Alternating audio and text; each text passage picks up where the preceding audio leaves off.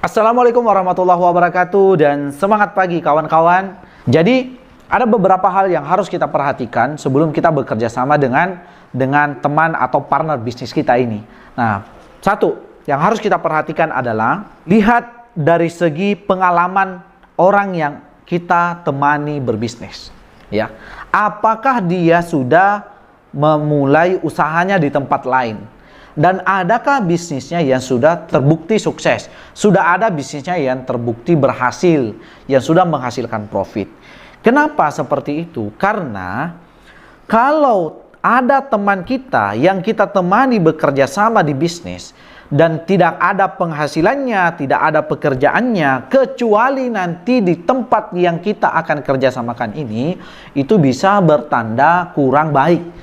Karena bisnis yang akan kita mulai nanti itu tidak langsung mendapatkan keuntungan. Dan jangan sampai teman kita berharap kalau saat memulai bisnis dia sudah berharap, wah saya harus dapat gaji, saya sudah dapat bagi hasil gitu. Dan bisnis yang kita mulai biasanya 1-3 tahun di awal itu kita tidak dapat keuntungan sama sekali, nggak dapat profit. Itu hanya biaya untuk operasional aja, seperti itu.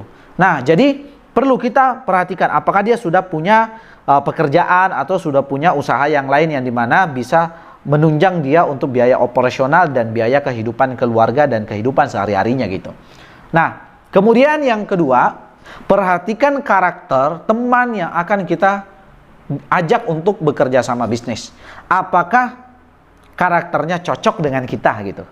Apakah karakternya dia cocok dengan kita dan karakter kita cocok dengan dia.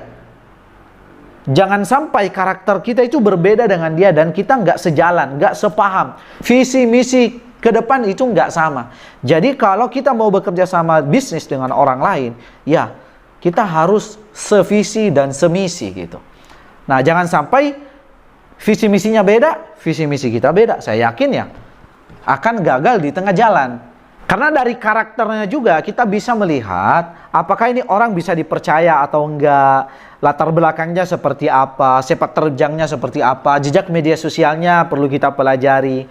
Jangan sampai orang ini pernah nipu orang atau dia lari dari tanggung jawab, pernah bekerja sama dengan temannya, uang temannya dibawa lari. Itu perlu untuk kita pelajari. Jadi sebaiknya memang Anda betul-betul sudah bersahabat, saling baku kenal, ya, sevisi dengan semisi, baru Anda bisa melanjutkan untuk memulai bekerja sama dengan bisnis. Nah, yang ketiga adalah buat perjanjian secara tertulis.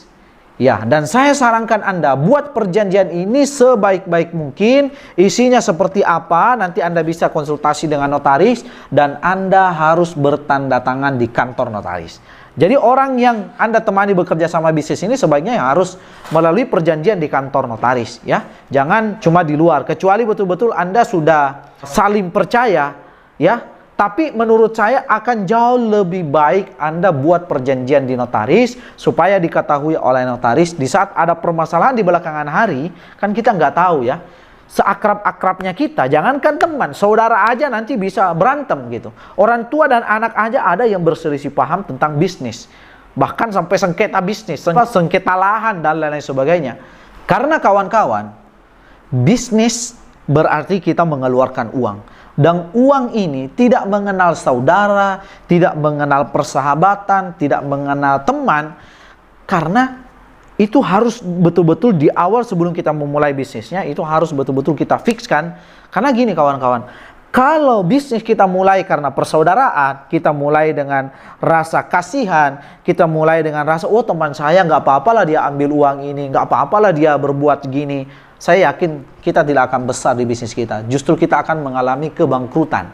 Ya, gitu. Nah, kalau sudah buat perjanjiannya, sudah jelas semua apa tugas-tugas kita, barulah memulai bisnisnya.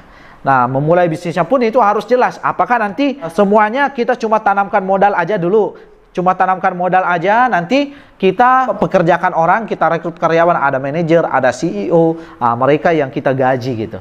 Kita sebagai pemilik owner ya, owner ceritanya memasukkan modal ya, masukin modal aja, kita nggak perlu campurin, tinggal terima keuangan aja, atau kita datang lihat dia, cek bagaimana perkembangan bisnis kita, apa yang perlu dievaluasi, seperti itu. Nah, sahamnya nanti kita bagi gimana saham kesepakatannya, apakah 70-30 atau 50-50. Intinya kawan-kawan, sangat penting untuk kita perhatikan sebelum kita memulai bisnis.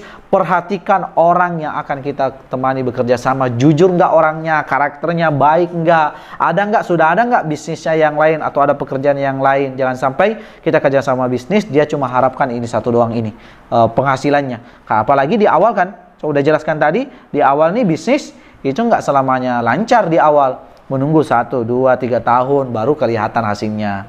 Seperti itu. Itu aja yang sempat saya sharingkan pada video kali ini. Jika video ini bermanfaat bagi teman-teman, Anda bisa bagikan ke teman-teman yang lain. Mungkin aja dia membutuhkan informasi video ini. Kemudian jika ada pertanyaan, Anda bisa tinggalkan di kolom komentar. Dan Anda bisa melihat video-video saya selanjutnya. Setiap hari saya buat video edukasi, sharing bisnis, dan strategi-strategi bagaimana kita memulai bisnis, strategi bagaimana menjalankan bisnis agar bisnis kita bisa berhasil. Sekian dari saya. Assalamualaikum warahmatullahi wabarakatuh dan semangat pagi.